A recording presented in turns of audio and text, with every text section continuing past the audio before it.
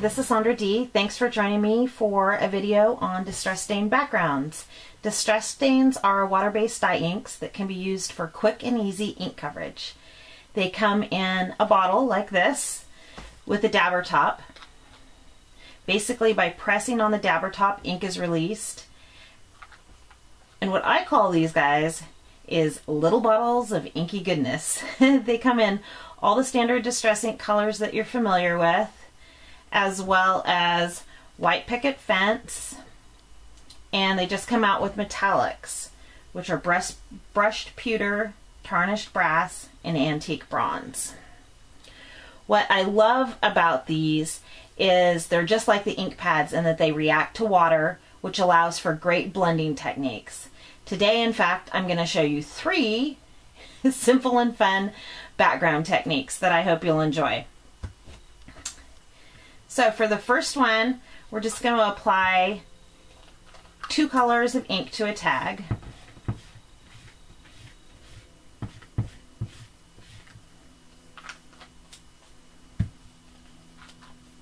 Like I mentioned, if you press down, that's how the ink will come out.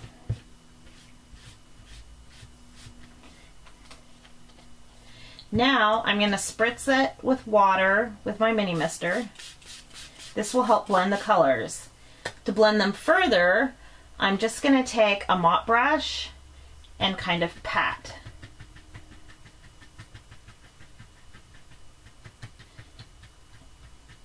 And this will help blend the colors. If you don't happen to have a mop brush like this, you can use a makeup brush, and those work well too. So now what I would either do is let this dry naturally or hit it with a heat gun, and then I'd start doing other things on top of that. So that's technique number 1.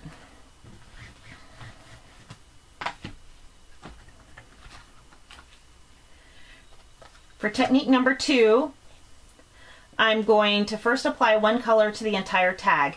And generally what you're going to want to do is start with a lighter color. In this case, I'm using the Broken China, which is a really pretty blue color.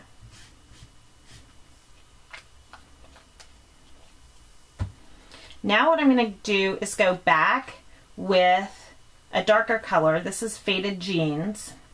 And I'm going to dab the second color just to the edges of the tag. And I'm going to take my craft scraper and just scrape it up. I'm going to do it to the other side.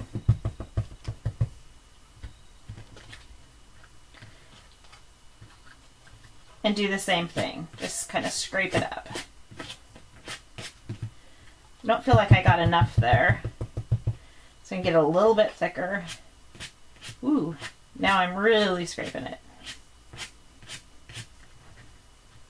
So you'll see that's one way of blending the 2 colors together and getting a unique look. If you want to, you could also add some of the metallic.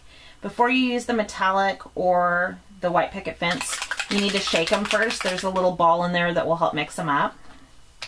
So I'm just going to go back through and add a little bit of the pewter and do some scraping.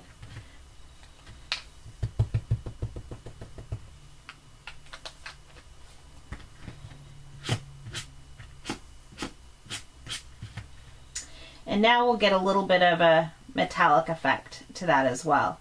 Now again, I can either let it dry, which I'm going to do, or I could hit it with a heat gun for it to dry faster.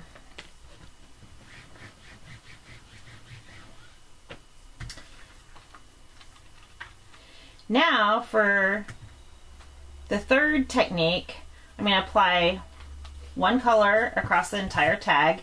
In this case, I'm using old paper.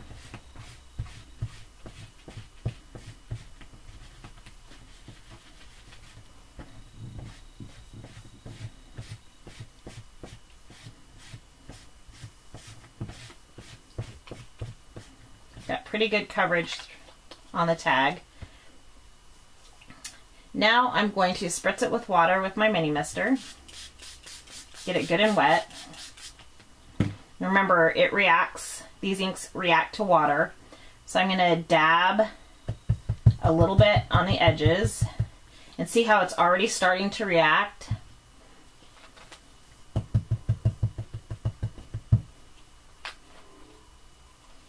Which is pretty cool. Now I can go back with a mop brush and really just blend it.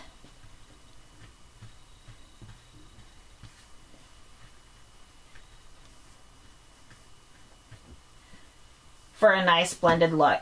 And again, we would let this one dry or heat it with the heat gun.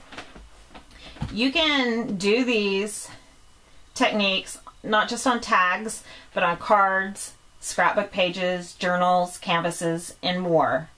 The sky is kind of the limit. I want to show you a tag that I was working on a little bit earlier today. And this I did by applying the ink on the entire tag and then dabbing the second color on the edges and dragging it. And I used the broken china for the background and the faded jeans for the corners, and then I added just a little bit of the brush pewter on the edges and scraped it. Then I stamped on it with archival ink, and to get the color to color in, what I used is just some more distress stains in a couple of different colors and painted with a water brush. And the easiest way to do that is just dab a little on your craft sheet, pick it up with a paintbrush, in this case is a water brush, and then just paint directly where you want more color on your tag. You can even add some little shading or highlights or more color wherever you want it. And that's kind of another fun thing to do with distress stains. I think that's why I love them so much and why I call them little bottles of inky goodness, is because they're so versatile. I hope you've enjoyed this distress stain background ideas that I've shared with you. These are fun and easy techniques. So go grab a few bottles of distress stains and go get crafty. Thanks for watching.